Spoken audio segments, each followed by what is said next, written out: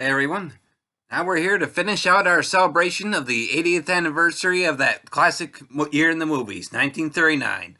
And this time we have the comedy Bachelor Mother, starring Ginger Rogers and David Niven.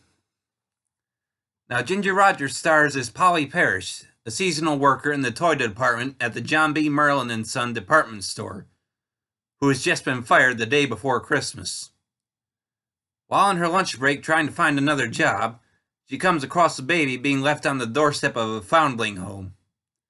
Running to pick it up, she is discovered and mistaken for the mother.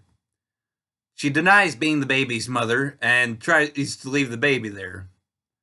However, some of the people there come to see her boss, David Niven, who gives Polly her job back. Later, back in the apartment, the baby is delivered to her.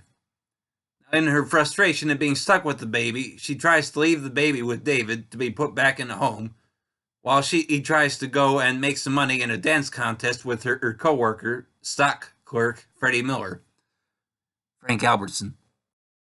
Now, David is waiting for her at her apartment afterwards and threatens to fire her if she doesn't keep the baby. So she decides to keep the baby. And in the process, she and David start to develop feelings for each other.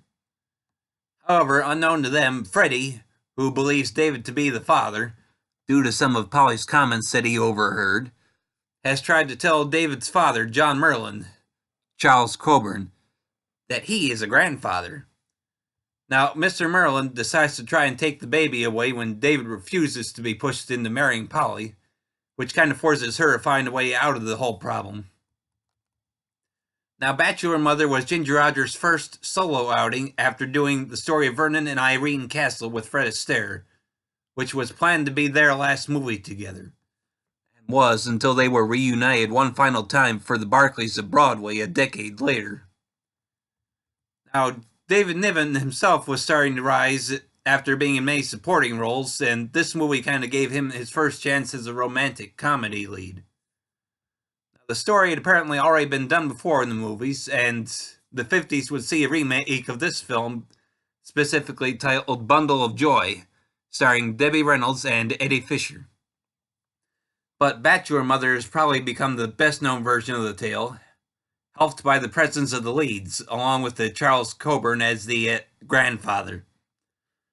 Now, this is the movie I have enjoyed ever since the first time I saw it. So many fun moments. I mean, even though her partnership with Fred Astaire had ended, at least for the time being, we still get to see her doing some dancing with co-star Frank Albertson. And quite frankly, if only because of her, it's no surprise when they win the dance contest. And before I go any further, I should also mention one of her co-stars in this movie, Donald Duck. No, it's not him in animated form. It is instead a group of toy Donald Ducks, since Ginger Rogers' character works in the toy department selling these things. Now, it's definitely fun to see RKO Studios' connection to Disney at work here, since I think they were distributing Walt Disney's films at this time. And it's fun to see what some of those toys must have been like. Now, of course, it's a lot of fun watching David Niven's character trying to exchange a broken duck at his store incognito, in order to prove to Polly that the store does do exchanges. And there are certainly many more wonderful comedic moments in this movie that make it worth watching, so I definitely have very high recommendations for this movie. It's available on DVD from Warner Archive Collection and is 1 hour and 22 minutes in length. Well, that's all for this one, everybody. Thanks for listening, and I hope you'll keep coming back for more.